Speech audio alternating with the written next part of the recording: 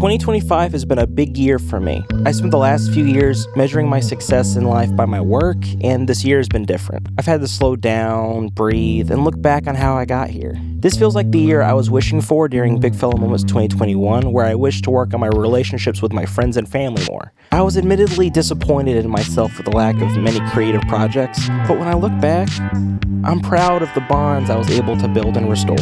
My life has changed so drastically this year that sometimes it's hard to wrap my head around it. While I still have so much I want to do, so much of my life has changed for the better, and I have the supportive people in my life to thank for that. This film initially didn't have a strong impact on me because I watched it after a full day of watching short films, so there were aspects that didn't resonate with me. But the atmosphere of this film nails the ideal world of Gotham that I had to come back and watch this thing 3 additional times. Spoilers, but I wanted to mention specifically this scene at the end of the film where this woman is being flown away to get care and how she grabs Batman's arm to feel safe. We don't get this huge spectacle of how Gotham has changed for the better because of Batman's actions, but we understand that he has changed, that he can really bring Gotham back from the brink, that the people finally see Batman as a symbol of hope rather than a freak in the night, and acceptance that Batman doesn't know Spanish. Am I the only one here knows the difference between Alan Law? World's greatest detectives! I was told to start reading the Lord of the Rings books by starting with The Hobbit, and it was a very solid read. Bilbo isn't the most important character in the story, but his perspective is the easiest to relate to. I'm halfway through Fellowship of the Ring, and every reference to The Hobbit makes me miss how simple it felt in comparison. Perhaps similarly to how Frodo perceived his uncle's journey juxtaposed with his own. The most upsetting thing about reading this book is accepting how much the movies missed. I usually can rely on a couple of games to be excited to play, but nothing's really stuck this year until I re-downloaded Warframe. When I booted it back up, I started a story mission and was greeted with, "And we all lift, and we're all adrift together.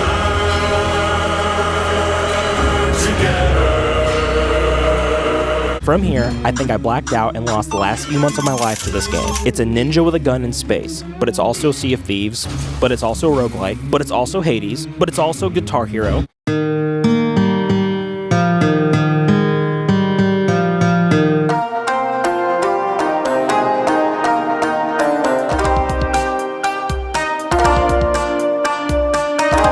But it's also an endlessly satisfying grind for those that like the gameplay. If you value your time on this earth, do not install this game. It is too late for me.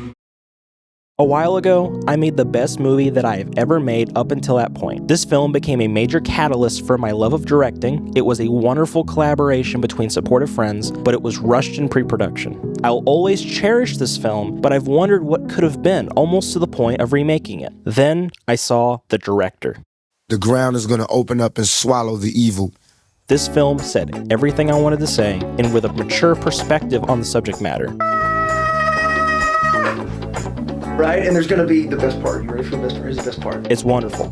Everyone is awesome in it, and now I have closure. I get it, you know? Chase, if you're watching this, thank you. This was pitched to me as Animal Crossing made by the guy who made the Stanley Parable, Davey Wreden. This was enough to get me to download it. However, I want to admit that I had some concerns. I was worried when the game's themes were obvious to a point that characters were seemingly unable to avoid discussing the themes outright. Then I remembered an earlier Davey Wreden game where the player had to clean a house that kept getting messy after you cleaned it. It compared the act of cleaning your space to cleaning the soul, and this idea has remained provocative since I first considered it a decade ago. So I kept playing and kept talking to the characters and making tea, and as the game asked the main character to consider her past and move on, I was given a space to consider my own past and move on. There's even a moment at the end of the game where it allows you the choice to stay and just breathe and think on things if you need that additional time. But when you're ready, you can move on. This game isn't perfect by any means, but it struck a chord with me. If it sounds like your cup of tea, then I say give it a go. I was an American Ninja Warrior. Bryce J.W. stole my tradition, and for that, he goes into the S tier. I should have stopped him when I had the chance. There goes my hero. Watch him as he goes. I became friends with Shelley Blonde, the voice of Lara Croft in Night Mage. Fry found Leela. Ashlyn awoke Smaug in Doomed Lake Town. Can't change what you've done. Start fresh next semester. He can't keep getting away with this. I had to escape from the city. Van did this. I don't know why he did this. Wilson, I will make Joe White proud, but only on Wednesdays at 7 p.m. G Ain't It Funny How Time Slips Away. Ooh, banana. And I married a big loser. There wasn't near as much of a film emphasis this year for me. However, I did have collaborations that were good tests of my filmmaking skill set. Braden, Austin, and I worked together to deliver the 2025 Siege Showcase, which was a great multi-editor experience with Braden, and Austin maintained being a solid support system for that project. Autumn and I worked together on 2 projects, giving me dynamic experiences and color, while she was very involved in the creative intention of the edits. Bryce, Aaron, and I colored an action film, which was a first for me, and then Christopher and I worked together to write an episode for The Myth of Flight, which was perhaps the most invigorated I've felt while writing, and I can't wait to watch it, hopefully before Big Fella Moments 2026.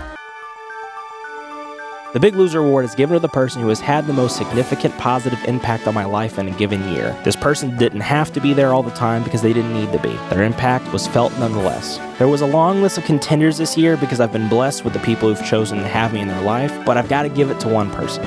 So without further ado, the winner of the Big Loser Award is Tony Soprano. Now, this guy has really been there for my family. I've known his family for years. Ever since my restaurant inexplicably burned down, he's been such a huge help. Oh dear. Don't tell Tone. For over a decade, Jackson has been one of my closest friends. Although plenty of people have come and gone during this time, Jackson has always hung in there for me. From awkward, confused teens to married men, we've seen each other grow into the people we are today. Look at us. Look at us. Huh? Who would have thought? Not me. This year has been so passive, I've had a lot of time to think about the future. I see myself being much more active this next year with projects and experiences with Molly. My goal is to be more productive in general. I hope that anyone else that can share these feelings can also share in the ambition I now feel towards the future. I've had my time to wait, but I'm ready now. And if you need it, I hope you are too. With all that being said, thank you so much for watching, and Merry Christmas.